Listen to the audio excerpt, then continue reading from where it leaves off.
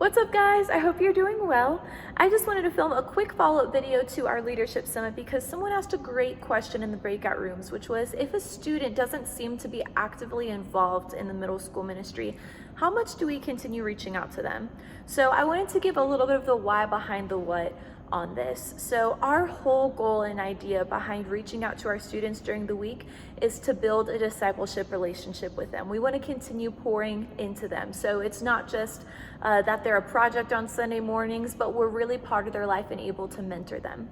But of course, that goes two ways. So if you have a student that's not reaching back to you, then that's a little bit of a different consideration. You can't disciple someone who's not texting you back. So the first thing we want to check is, do we still have current information? Are they actually attending in a way that maybe we don't realize?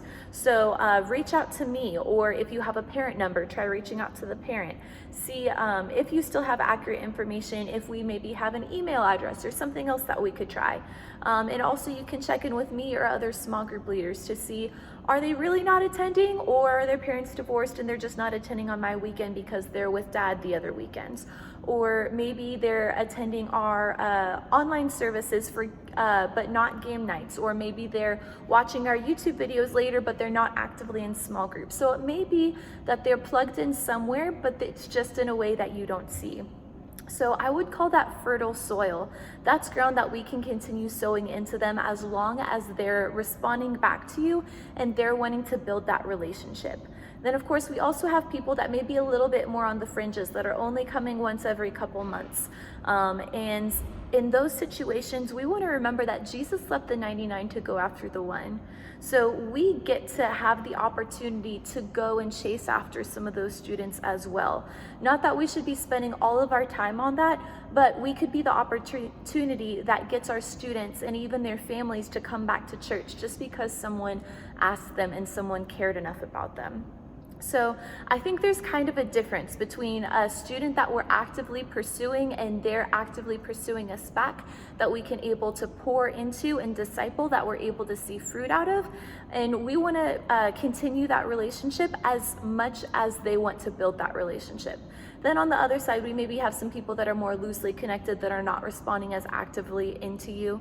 And of course, it does take time to build relationships. So it's not like we can just text them a couple times, have them text back one or two words and then be like, nope, they don't want anything to do with me. Sometimes it just takes time. We have middle schoolers. They're still learning how to have relationships, especially in someone with an age gap, with a leader they're just getting to know. But if we have people that we've been actively reaching out to, they haven't been responsive, they haven't been coming to services, then we can consider taking them off of our discipleship list.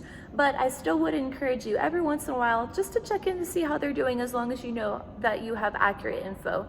Not because you are actively pursuing their discipleship, but just as someone to check in, say hi, and let them know that you care. I still have students from our high school ministry from 8 years ago that I'll check in on every couple months just to see how they're doing. So we don't want people on the fringes to take a strong amount of your time. We want you to pour that into the people that you're actively being able to disciple. But I hope that gives a little bit of the why behind the what for what we do, why we do what we do. So if you have any questions, please feel free to reach out to me, but just wanted to give a little bit of clarity and vision behind that.